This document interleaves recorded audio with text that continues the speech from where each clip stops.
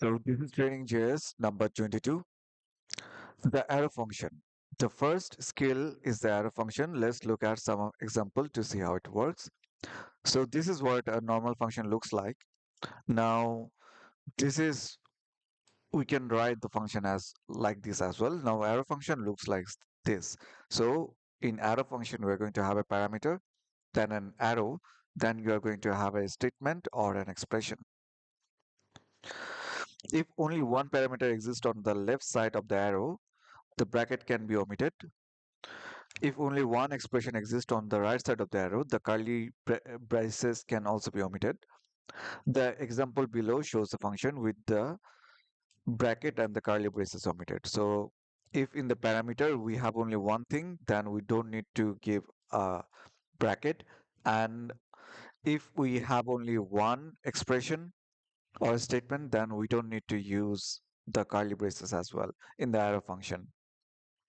If the right side of the arrow function is complex statement, you must use the curly braces. Now, if we have a lot complex statement, we have a lot of things to do, then we must use the curly braces. So far, our example have used function assignment. Okay. So this is now when used as a parameter, the arrow function does not require a name. Let's rewrite the string replace example. Okay. Now, if I write it here, you can see here our expression or the function does not need a name. We can just write the function directly. Now comes the spread operator. If you can see here there are three dots, and by these three dots are spreading. That means separating what is inside the argument one.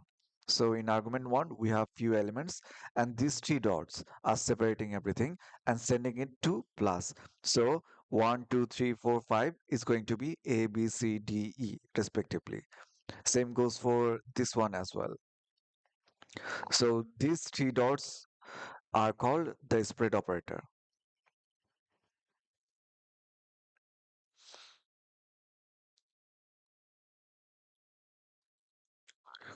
Now we can use the spread operator for deconstructing as well. Now here we can see that we are using we are taking A and then using spread operator for the variable B.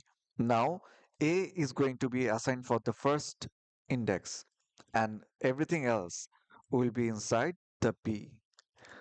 This is how we can destructure as well. So let's now look at a task. Create a function, shuffle left. The function accepts two or more parameters. So it is going to have a lot of parameters.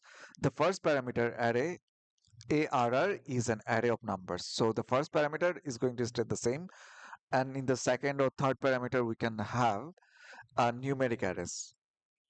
For each numeric array contains two numbers. So each numeric array will have two numbers, which are indices for the elements in the ARR.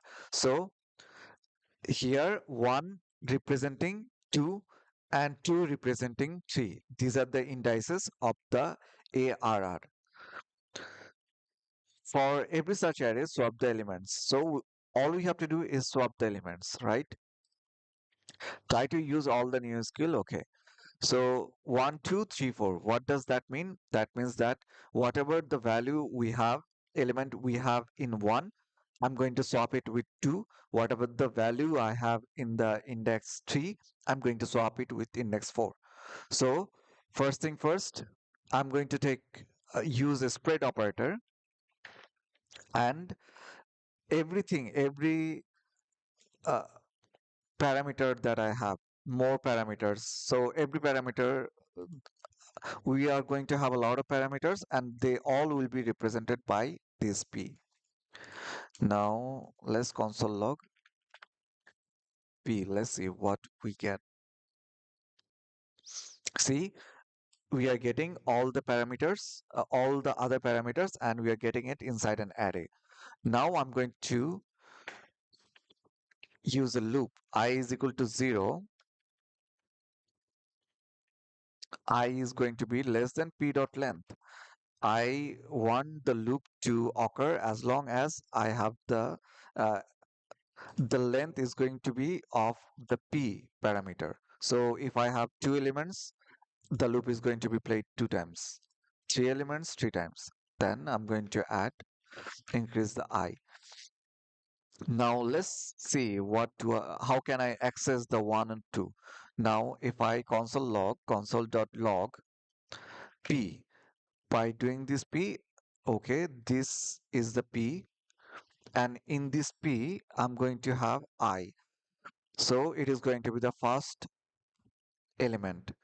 And then I'm going to use 0. That means in this array P, I'm going to the I, that means first element. If I is equal to 1, then it is going to be the 0. If I is 0, then it is going to be the first element. And inside that element, I'm going to the 0. That means I'm accessing 1. Let's test it. See, I'm getting 1. Now, if I want to get 2, all I have to do is just change it to 1.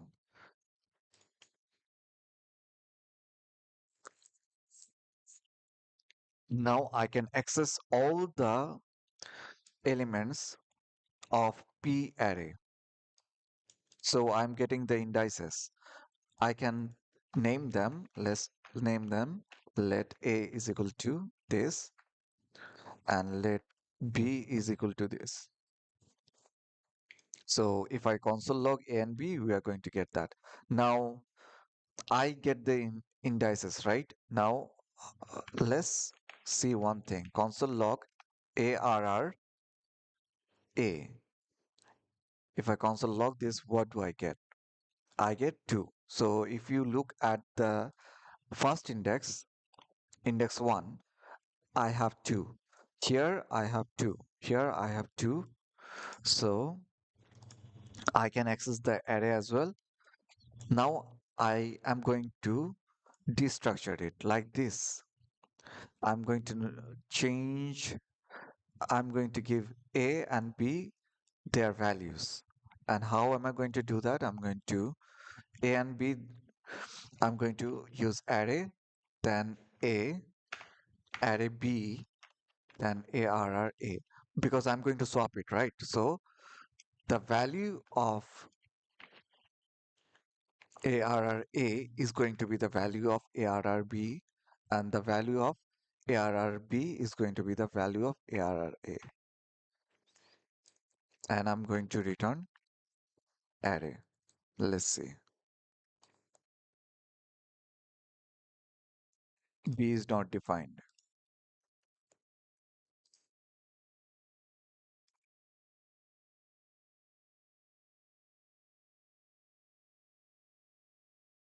Here I have fixed the A and B. Now it should work. Now if I test it, it is working. If I attempt it, everything, it passed all the test cases. Now I'm going to submit it.